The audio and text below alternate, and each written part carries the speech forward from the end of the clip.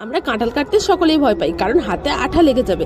কিন্তু হাতে তেল না লাগে কিভাবে কাঁঠাল কাটা যায় সেটাই তোমাদের আজকে দেখাবো। দেখো, আমি প্রথমেই এই বোটাটা কেটে নিলাম এইভাবে, কিন্তু হাতে কিন্তু আঠা লাগবে না। এরপরে কাঁঠালটাকে 2 টুকরো করে ভালো করে 4 টুকরো করে নিয়ে নেবো।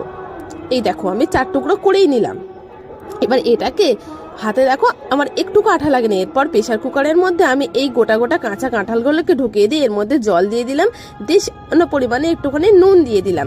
দিয়ে এবার ভালো করে এটাকে ঢাকনা এঁটে খোসা সমেত এইভাবে প্রেশার কুকারে কিন্তু আমি সিদ্ধ করে নেবো। এখানে আমার কিন্তু প্রেশার কুকার থেকে সিদ্ধ করে নামিয়ে নিয়ে এসেছি। এবারে খুন্তির মধ্যে এটা তুলে এর মধ্যে একটু ঠান্ডা জল ঢেলে দিয়ে তারপরে এটাকে কুচু কুচু করে কেটে নিলে একটুকু তোমার হাতে আঠা লাগবে না। আর এইভাবে চটজলদি তোমরা করে ফেলতে পারো, হাতে একটুকু কোনো কালো দাগ লাগবে না। ভালো